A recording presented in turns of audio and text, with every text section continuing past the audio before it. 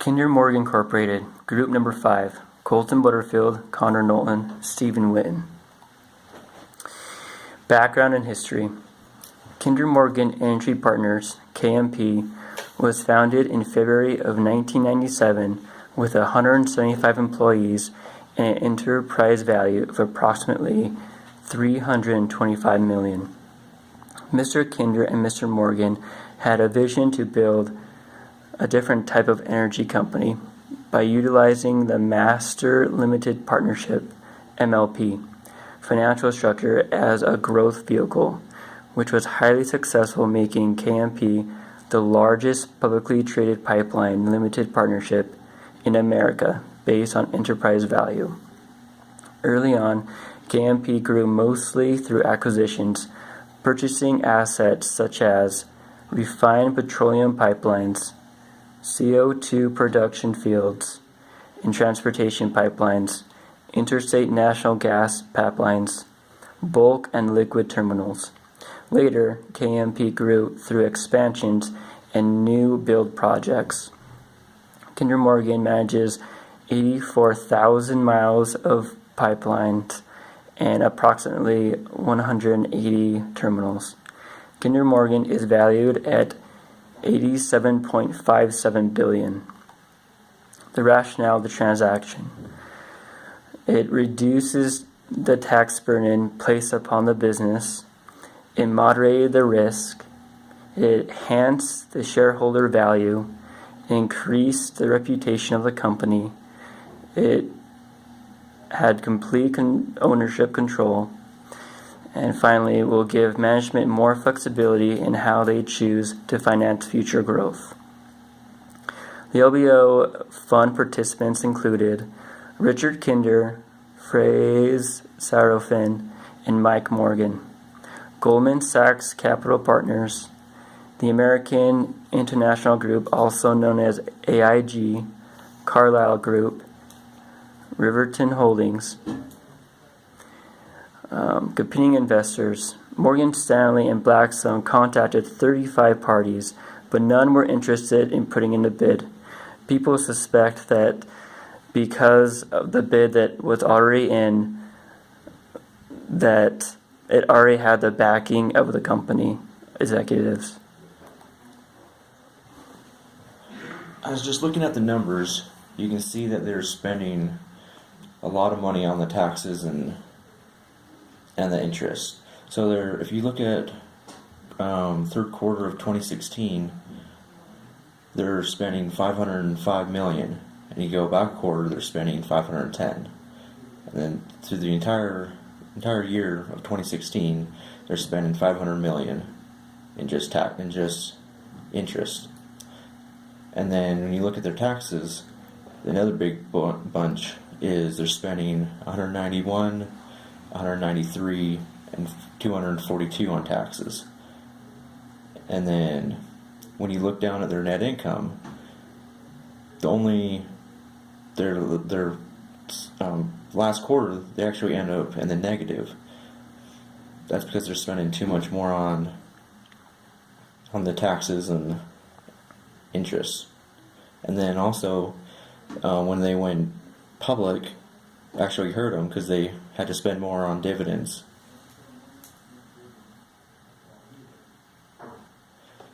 In May of 2012, KMI bought El Paso Corporation for $38 billion.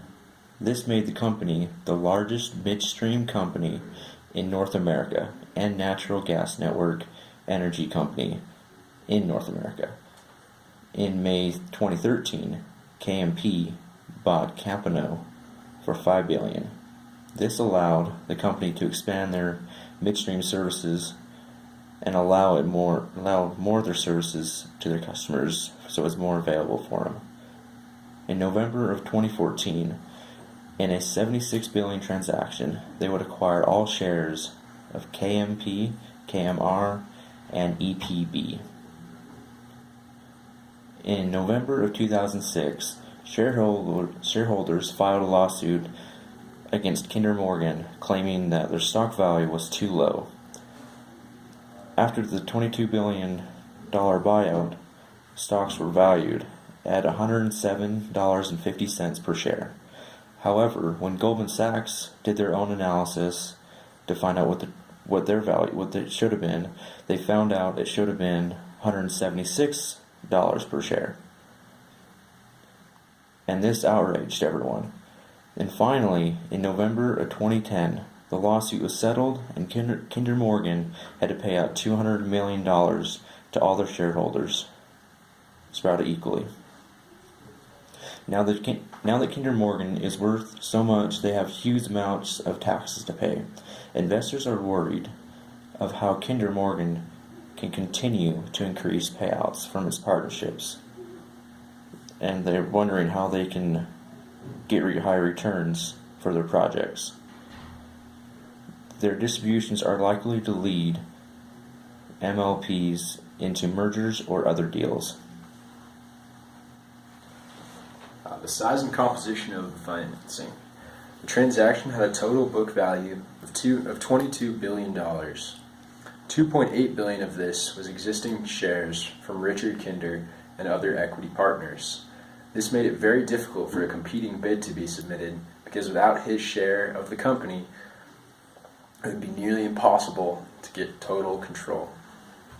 $4.5 billion came from private equity investors such as Goldman Sachs, American International, and the Carlyle Group.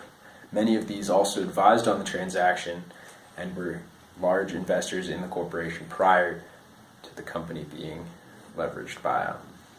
$14.5 billion was from debt.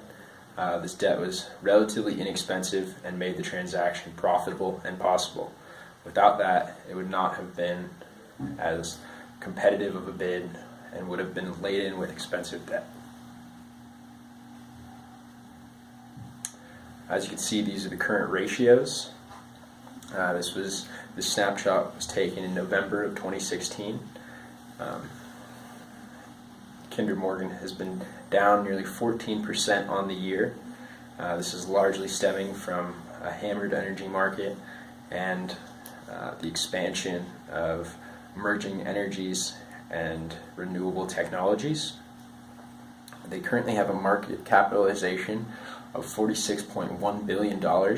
This is up from when the transaction occurred, but slightly lower than it has previously been.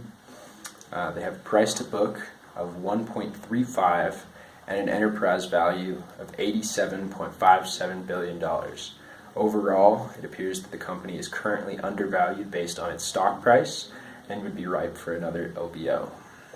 Debt to equity is currently 1.2, a relatively high ratio, but Kinder Morgan appears to be working it.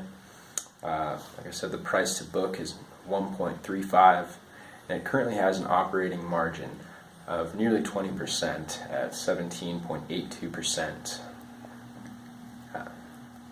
There were several unique and interesting aspects of this transaction.